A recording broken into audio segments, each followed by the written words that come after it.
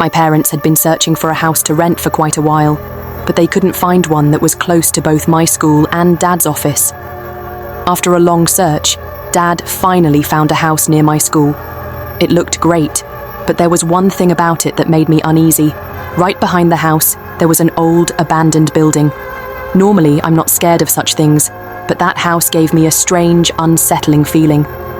To make matters worse, my room was at the back of the house, and I could clearly see the abandoned building from my window. Mom, couldn't Dad find a different house? I don't like my room. I can see that creepy building from my window. Annie, do you know how hard your dad worked to find a good house? Don't be ungrateful. Then you and Dad can take my room and I'll take yours, I said stubbornly.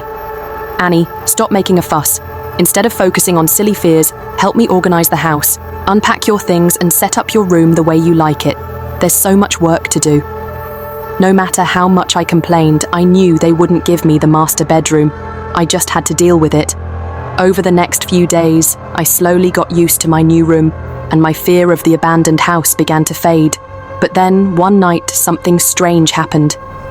Around 9 p.m., while I was lying in bed, I glanced out of the window and saw someone staring at me from the top floor of the abandoned house.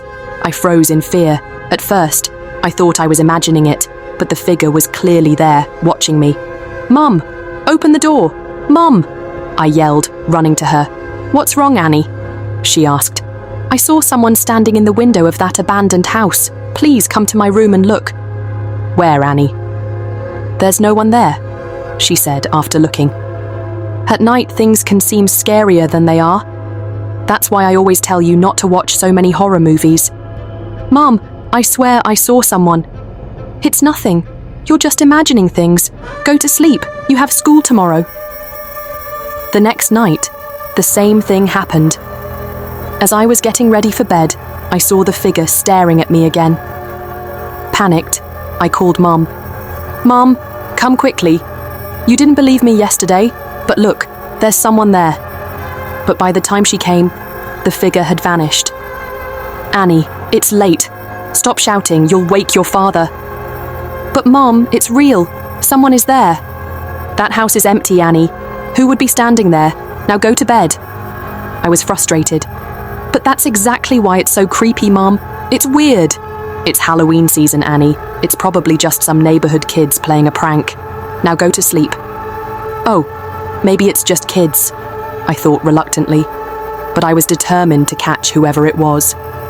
The next night, I decided to investigate. At 9 p.m., I quietly snuck out of the house and headed toward the abandoned building. Determined to catch the prankster, I stepped inside. The house was pitch dark, and I felt my courage start to waver. I carefully climbed the stairs, convinced the trickster was hiding on the top floor. When I reached the room with the window overlooking my bedroom, I looked around, but no one was there. The room was empty. "What? There's no one here?" I murmured, confused. Suddenly, I heard a noise behind me. "Mom! Mom, I'm here! Mom!" I screamed, rushing downstairs. I ran to the front door, but it was jammed. Even though I had left it open, it wouldn't budge. "Help! Someone, please help me! I'm stuck!" I shouted desperately, banging on the door. Panic set in as I realized I was trapped inside the abandoned house. Hi everyone. That was my Halloween special story. I hope you enjoyed it. In the end, whatever evil spirit was living in that house entered Annie's home, disguising itself as her. Poor Annie was left trapped in the abandoned house forever, and her parents never realized the person living with them wasn't their daughter. If you liked the story, don't forget to comment, like, and share. I'll see you next time with another spooky tale.